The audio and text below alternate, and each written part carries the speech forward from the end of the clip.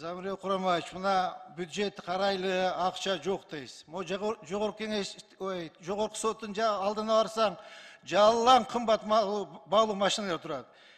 X5 modeli, X7, Gelenwagen, Lexus 570, Toyota 300 maşinalar turadi. Kayaktan alarında, akça yok deyit, sudiyalarda akça yok deyiz. Anda alarını asmandan ile alışıp, asmandan gelip kaldı o. Je Kudayım, buna kelsen jogorku sottun sudiyası kelsin, mo sen 570 ayda dep berdi. Je mesela mo Gelenwagen'da ayda dep berdi.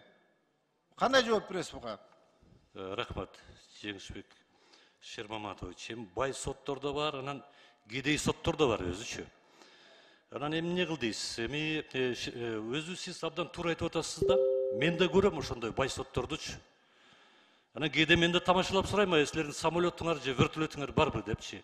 Анан кандай жол менен байыган? Кандай жол менен алган? Аны өзүңүздөр көрүп атасыздар. Акыркы учурда көптөгөн судьялар, жогорку соттун судьялары жумуштан кетишти, же болбосо кылмыш жоопкерчилигине тартылып жатышат. Албетте, буну эми мен өзү кыргыз эли байыган жакшы болот. Соттору дагы, башка карапайым адамы дагы, депутаттар да байыса аябай сон болот да, ошондо биз ойлойбуз да, ой, элибиз байыбаттыр, демек мамлекетибиз да бай деп айтат элек да. Анан эми алардын ыплас иштер менен байып атканы болсо, чересчур байып кетип атпайбы? Замир Курамаевич, байысын, маселе жок, байыңыздар. Но ашыкча байып кетип атпайсыңарбы?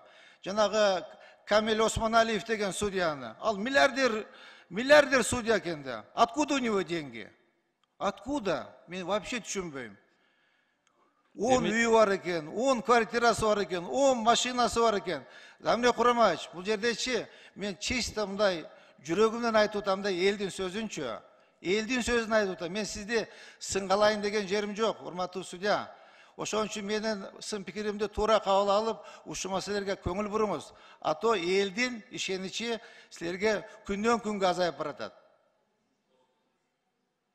Рахмат, Жеңишбек Шермаматович. Мейли.